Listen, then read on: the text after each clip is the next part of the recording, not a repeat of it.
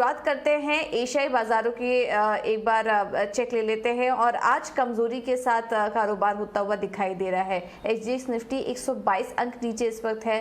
Hong Kong के बाजारों में 126 अंकों की कमजोरी इस वक्त दिखाई दे रही है। कॉस्पी के बाजार भी लाल निशान में है। हालांकि अगर निकाई को देखेंगे तो वहां पर जो शुरुआत है हो रही है इस वक्त वो तेजी के साथ हो रही है। करीब 150 अंक ऊपर इस वक्त जापान के बाजार दिखाई दे रहे हैं। कल यूएस के बाजारों में भी देखा हमने कि हल्की कमजोरी के साथ वहां पर कारोबार होता हुआ नजर आया। एक बार समझ लेते हैं कि और किस तरह के संकेत मिल रहे हैं इस वक्त ग्लोबल मार्केट से। और मानसी हमारे साथ जुड़ चुकी है पूरी जानकारी लेकर। मानसी बताइए इस वक्त ग्लोबल मार्केट के संकेत कैसे मिल रहे हैं? गुड मॉर्निंग पूजा। ऑफकोर्स कमजोर संकेत यहाँ पर नजर आ रहे हैं। अगर एशियाई बाजार की शुरुआत देखें, अभी आप बता भी रही थी, एसजीएक्स निफ्टी की तरफ से कमजोरी हावी होती हुई नजर आ रही है।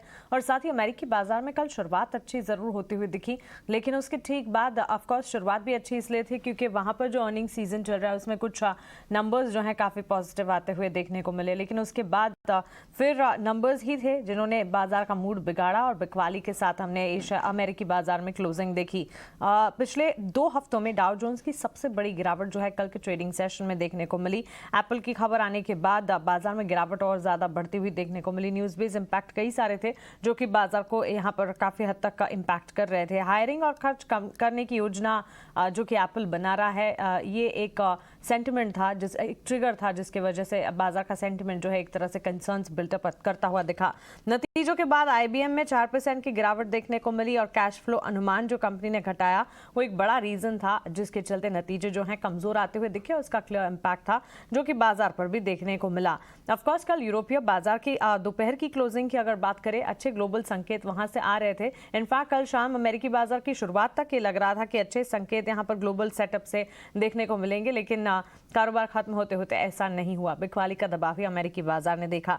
अन्य संकेतों की अगर बात करें, रूस से यूरोप में गैस सप्लाई की दिक्कतें बढ़ने की चिंताएं हैं और गैस सप्लाई की चिंता से कच्चे तेल की चाल में हम देख रहे हैं करीब $105 के करीब क्रूड में ट्रेड यहां पर देखने को मिल रहा है।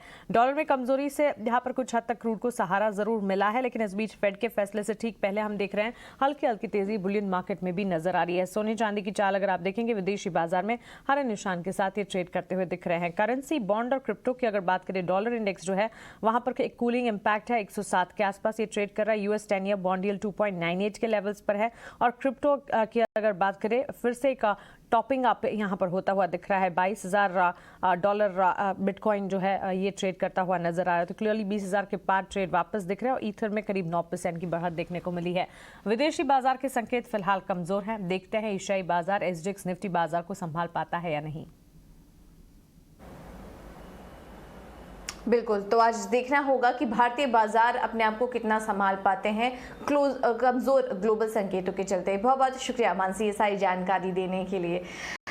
तो आज इम्पैक्ट पड़ सकता है। देखिए, कच्चे तेल में भी आज हमने देखा कि एक तेजी आई है और अब $106 के पास कच्चा तेल दिखाई दे रहा है। तो उसका भी आज असर भारतीय बाजारों पर, कुछ सेक्टर पर, कुछ स्पेसिफिक स्टॉक्स पर देखने को मिल सकता है। तो कच्चा तेल एक चिंता की बात भी नजर आ रही है आज भारतीय बाजारों के लिए और इस वजह से हम देख रहे हैं एसजीएक्स निफ्टी की भी शुरुआत देखी, 114 अंक नीचे एसजीएक्स निफ्टी आ चुका है।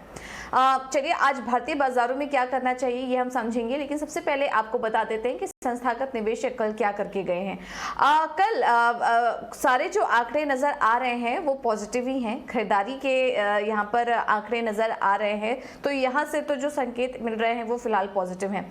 एफआईसी कैश मार्केट में जो आंकड़ा नजर आ रहा है वो खरीदारी का है। हालांकि छोटा आंकड़ा है, लेकिन जो बिकवाली का प्रेशर इतने समय से हम देख रहे थे वो कम होता हुआ नजर आ रहा है और 156 करोड़ की खरीदारी कैश मार्केट में एफआईएस करके गए। कैश मार्केट में 840 करोड़ की खरीदारी डीआईएस की तरफ से भी देखने को मिली। इंडेक्स फ्यूचर की बात करेंगे तो 1390 करोड़ की जो खरीदारी है वो एफआईएस की इंडेक्स फ्यूचर में देखी गई और इंडेक्स ऑप्शन में 1340 करोड़ की खरीदारी देखी गई है। तो यहाँ से तो संकेत ठीक ठाक ही मिल रहे हैं संस्थागत निवेशकों की तरफ से।